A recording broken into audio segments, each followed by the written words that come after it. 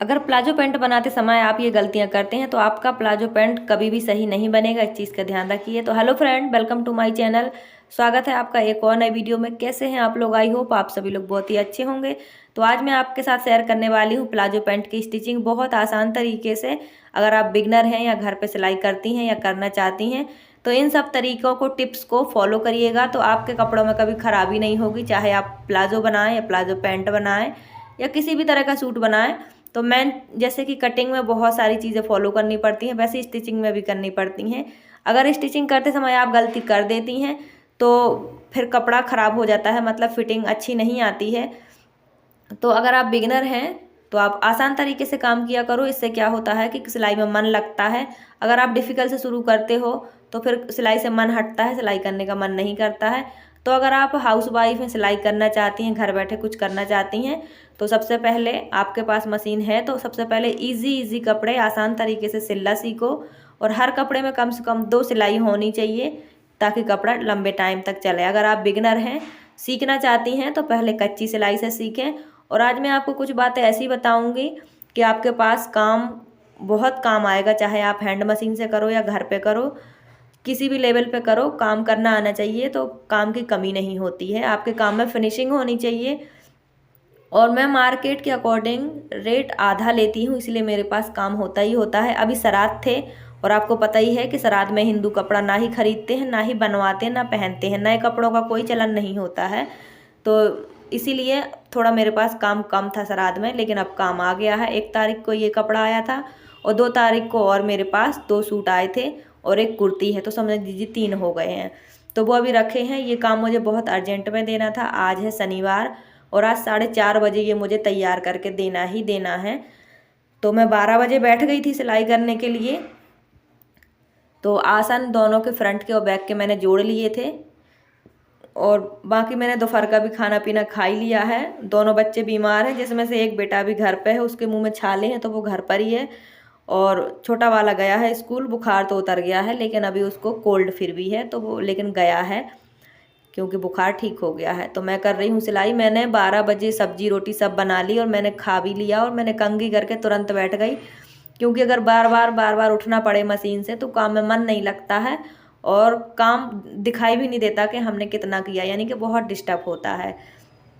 तो इनको मशीन चलानी ही, इसलिए ये मेरे पास बैठे हैं। मेरे तो हाथ दर्द होने लगते हैं चलाते चलाते। मैं जल्दी ही है पैडल मशीन लूँगी, देखती हूँ क्या होता है, पर अभी काम बहुत है। मैंने पैडल मशीन चलाई नहीं है ना, तो मुझे आदत नहीं है और अभी काम है मेरे पास। तो मैं नहीं चाहती कि टाइम वेस्ट हो, यानी कि उसको सीखने में टाइम जाएगा तो फिर मेरा काम पीछे हो जाएगा। और अभी काम मुझे जितने भी आ रहे हैं वो बहुत अर्जेंट के देने हैं, जल्दी जल्दी के देने हैं, तो सीखने में ऐसे मेरा टाइम वेस्ट होगा। तो जब मेरे पास सिलाई नहीं होगी 8-10 दिन की, तब मैं पैडल मशीन लूँगी और पहले सीखूँगी, फिर किसी और की सिलाई करूँगी। क्योंकि मैंने शुरू से ये हैंडल मशीन चलाई है तो मुझे इसी की आदत है और मैं इसी पे मतलब कंफर्टेबल भी समझती हूँ। लेकिन अब काम आने लगा है तो स्पीड बढ़ाने के लिए मैं अपनी वो वाली पैडल मशीन भी ले लूँगी। तो देखिए मैंने इसमें इस तरह अलग से एक पट्टी जोड़ ली थी जो अंदर की तरफ लगनी है, और इसे फोल्ड कर देंगे तो इसका जोड़ भी बाहर की तरफ नहीं दिखेगा। तो अगर आपके पास लंबाई में कपड़ा कम है तो आप ऊपर की तरफ जोड़ डाल सकते हैं और उसे अंदर की तरफ फोल्ड कर दीजिए, और मोहरी में भी जोड़ डाल सकते हैं, उसे भी अंदर की तरफ फोल्ड कर दीजिए। तो जो भी जोड़ है वो अंदर रहेंगे तो कोई प्रॉब्लम नहीं होती है। तो अगर आपके पास लंबाई में कपड़ा कम है तो आप इस तरह कर सकते हैं। सूट में भी ऐसे ही कर सकते हैं, जो घेरा होता है उसमें जोड़ डाल के अंदर की तरफ फोल्ड करके आप तुरपन भी कर सकते हो, पक्की सिलाई भी कर सकते हो। तो बहुत सारे बिगनर की प्रॉब्लम होती है, उन्हें लगता है कि कपड़ा लंबाई में कम है, अब हम कैसे करें। तो हर कोई यही करता है, चाहे बुटीक वाला हो कोई भी हो, वो जोड़ डाल देते हैं और उन्हें अंदर की तरफ कर देते हैं। तो ये आज की प्लाजो पैंट बन चुकी है। बस इसमें इलास्टिक डालना बाकी है। मैंने पॉकेट लगा दी है और इलास्टिक की लंबाई रहेगी मेरी 16 इंच, यानी कि 32 रहेगी। सिंगल में रहेगी 32 और डबल में रहेगी 16। तो आज मैं आपको एक फॉर्मूला बताती हूँ। अगर आप बिगनर हैं, आपको इलास्टिक की समझ नहीं है, ज्ञान नहीं है कि कितनी डालनी चाहिए, अगर कम ज़्यादा हो जाती है तो इस फॉर्मूले को आप लगा लीजिएगा, आपकी 100% सही बनेगी। तो कोई भी कमर है आपकी, चाहे 40, 44 या 36, कोई भी आपकी हिप्स हो, हिप्स के अकॉर्डिंग ही इलास्टिक डलती है। तो उसमें से आप 10 इंच माइनस कर दीजिए। जैसे कि ये 44 है, हिप्स साइज जो तैयार है वो 44 है जो मैं बना रही प्लाजो पैंट। तो इसमें से हम 10 इंच माइनस करके बाकी की इलास्टिक डाल देंगे। ये परफेक्ट बनेगी, ना ही टाइट होगी ना ही लूज होगी। और इलास्टिक इस तरह एक के ऊपर एक चढ़ाकर ना जोड़ें, यानी कि डबल इलास्टिक करके ना जोड़ें। ये सही तरीका है जो मैंने आपको दिखाया है। इस तरह करेंगी तो सुई नहीं टूटेगी। तो इलास्टिक पर सुई नहीं चढ़ानी है, यानी कि सिलाई नहीं करनी है, साइड साइड से सिलाई कर देनी है जैसे मैं कर रही हूँ। अभी हमने इस पर और दूसरी वाली सिलाई नहीं लगाई है। तो अभी तो हमने सिर्फ इसमें इलास्टिक डाली है। इसे अच्छी तरह से खींच खींच के 4-5 बार जो कपड़ा है, जो इलास्टिक है, पूरे में बराबर करेंगे जो गैदर्स हैं, क्योंकि बिगनर को पता नहीं होता है कि उनके प्लाजो पैंट में खिंचाव क्यों आ रहा है। कई बार इकट्ठा कपड़ा एक ही जगह हो जाता है, वो उस पर सिलाई चला देती हैं इलास्टिक पर। तो इस तरह से सिलाई चलाने से पहले आप अच्छे से खींच खींच के गैदर्स पूरे में बैठा लें। तो मेरी हैंड मशीन है, एक हाथ से मुझे चलाना होता है, एक हाथ से इस तरह खींचना होता है। तो मैं बहुत ज़ोर से खींच लेती हूँ और एक तरफ अंगूठा और एक तरफ उंगलियों के बीच में इस तरह बहुत ज़्यादा खिंचाव देती हूँ और इलास्टिक तैयार कर लेती हूँ, यानी कि फाइनल सिलाई लगा लेती हूँ। तो इस सब चीज़ों का ध्यान रखना होता है और ये कस्टमर का काम है, तो इसमें फिनिशिंग देना बहुत ज़रूरी है। तो देखिए मैंने बना के तैयार कर लिया है। तो बहुत ज़रूरी है, अगर आप बिगिनर हैं, आप सिलाई भी अच्छी कर लेती हैं लेकिन फिर भी कस्टमर खुश नहीं होता है। तो देखिए अभी 3:35 हो गए हैं और मेरा काम पूरा हो गया है। मैंने प्रेस भी कर लिया है। तो आप चाहे काम जितना ही अच्छा करते हो, अगर आपने कस्टमर को कपड़ा बिना प्रेस के दे दिया तो आपकी सारी मेहनत बेकार है। तो प्रेस का जो रोल है वो बहुत ज़्यादा इम्पोर्टेंट है कपड़ों की फिनिशिंग के लिए। तो प्रेस करके ही कस्टमर को कपड़ा देना।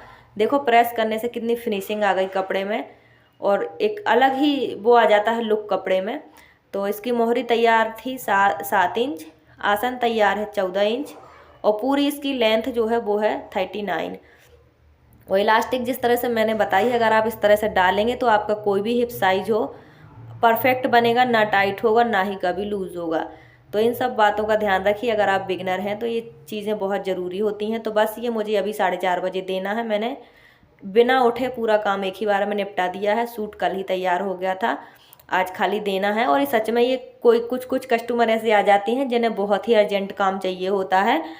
तो कई बार दूसरे कस्टमर का काम पीछे करना होता है या जल्दी करना होता है। पीछे का मतलब ये नहीं है कि उनका काम नहीं देना होता है, उनका काम रख देना होता है। जैसे 1 हफ्ता का टाइम मिला है हमें, तो 1 हफ्ते में बन जाता है सूट। तो अगर आप थोड़ा जल्दी करेंगे, उनका रोक के इस कस्टमर का पहले बना देंगे जिसको जल्दी है, तो दोनों का एडजस्ट हो जाता है। तो जब मेरे पास ज़्यादा सिलाई होती है तो मैं रात को भी कर लेती हूँ, दिन को भी कर लेती हूँ। तो इस तरह मैनेज हो जाता है। अगर आप हाउस वाइफ में सिलाई करना चाहती हैं तो आप इस तरह टाइम निकालें, कटिंग रात को कर लें, कुछ स्टिचिंग रात को करें, कुछ दिन को, क्योंकि हम हाउस वाइफ के पास टाइम बहुत कम होता है। घर परिवार संभालना होता है, पहले घर के काम भी संभालने होते हैं।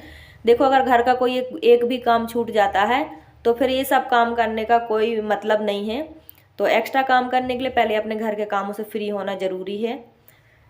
तो मैं इस तरह से करती हूँ। अगर आप करेंगे इस तरह से तो आपका काम भी अच्छे से निकलेगा और चलेगा।